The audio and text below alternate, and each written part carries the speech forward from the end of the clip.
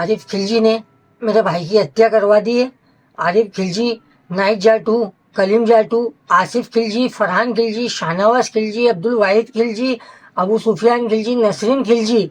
नसरीन खिलजी ने भी मुझे लगातार फोन पे जान से मारने की धमकी दी कि तू मर जाएगा, तुझे मार डालेंगे, तेरा खानदान खत्म कर देंगे। नसरीन खिलजी, आरिफ खिलजी की पत्नी, आरिफ खिलजी ने भी मुझे लगातार धमकी दी कि तुझे मार डालेंगे, तेरा भाई तो मरेगा। आरिफ खिलजी ने मुझे थाने में धमकी दी थी जब मेरे कथन हुए थे 7 तारीख के दिन, 7 अक्टूबर के दिन। आरिफ खिलजी ने मुझे थाने में धमकी दी थी टीआई के सामने कि तेरा भाई मरेगा, और उसने मार दिया।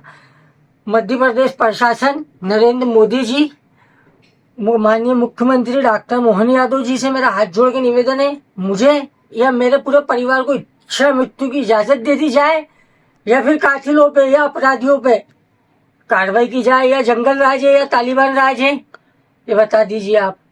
मेरे भाई को इंसाफ दिला दीजिए आप। मध्य प्रदेश के मुख्यमंत्री डॉक्टर मोहन यादव से मेरे हाथ जोड़ के अपील है कि मेरे भाई के साथ इंसाफ हो, इंसाफ हो। अभी तक आरिफ खिलजी नहीं पकड़ाया, आसिफ खिलजी नहीं पकड़ाया, शाहनवाज खिलजी नहीं पकड़ाया, नाइट जाटू, कलीम जाटू, कोई भी नहीं पकड़ाया, नसरीन खिलजी नहीं पकड़ाई। ये सब अपराधी हैं, इनके मकान तोड़े जाएं, इन सब के मकान तोड़े जाएं। यूसुफ अंसारी पे कार्रवाई की जाए, यूसुफ अंसारी का मकान तोड़ा जाए। वसीम चौहान ने भी हाथ मिलाया था आरिफ खिलजी से, उसके साथ भी घर तोड़ा जाए। मुबशिर खान की बीवी, मेरे पापा आरिफ खिलजी, जिसने मेरे देवर को सीने पे गोली चलवाई। मेरे पापा ने मेरा रिश्ता वसीम चौहान से किया था, जो अपराधी है, उसके ऊपर और भी केस दर्ज है। उससे मेरा रिश्ता करवाया तो मैंने मना किया, मुझे कितनी बार मना किया घर में, मुझे उससे शादी नहीं करनी। जबरदस्ती मेरी उससे शादी करवाई जा रही थी।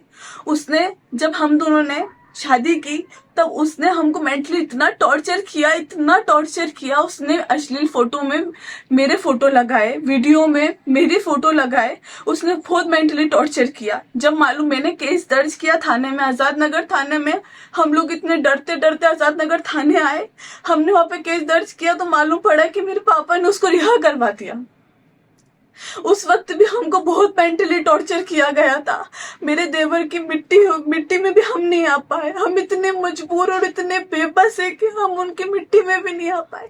चप्पे चप्पे पे गुंडे खड़े थे। हम लोग आने की कोशिश भी की तो सबने यही बोला कि चप्पे चप्पे पे गुंडे खड़े हैं, क्योंकि हमारे को मारने का भी आदेश है।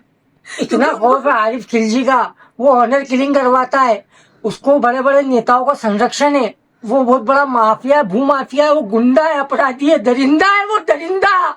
उसका खिलाफ सख्त से सख्त कार्रवाई होनी चाहिए।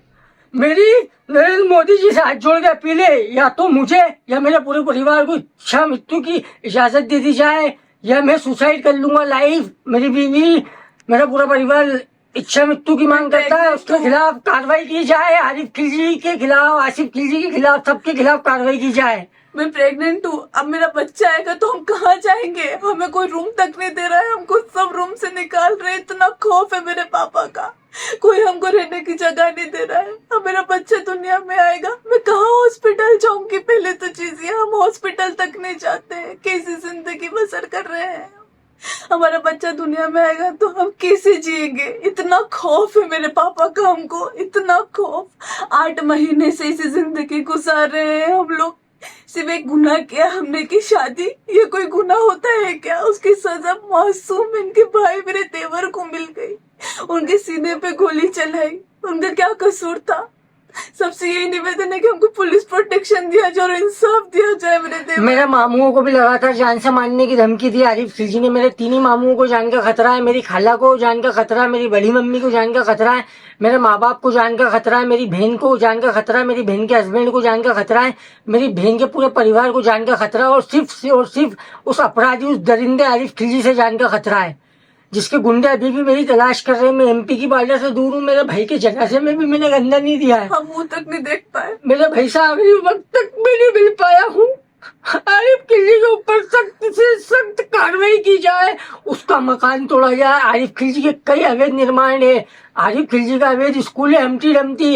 एक अपराधी के पास इतनी प्रॉपर्टी कैसे है? उसकी प्रॉपर्टी की जांच हो, उसको उसके पैसे का बहुत घमंड है, उसको उसके रसूखात का बहुत घमंड है, उसके बहुत ताल्लुकात है। वो कहता है उसने बहुत गुंडे पाल रखे हैं इंदौर शहर में। वो कहता है इंदौर की शहर की राजनीति वो चलाता है, और आसिफ खिलजी कहता है कि वो पूरे इंदौर शहर के फैसले आरिफ खिलजी करता है। आसिफ खिलजी ने फोन पे भी कहा है।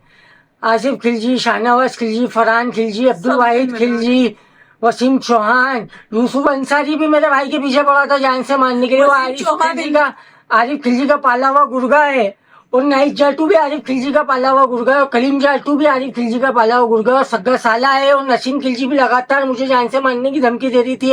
आरिफ खिलजी की पत्नी वो भी मिली हुई है षड्यंत्र में। ये सब अपराधी है, इन सबके ऊपर सख्त से सख्त कार्रवाई हो, इन सबके मकान तोड़े जाए। मेरी डॉक्टर मोहन यादव से हाथ जोड़ के अपील है, मुझे बीजेपी का राज चाहिए। मुझे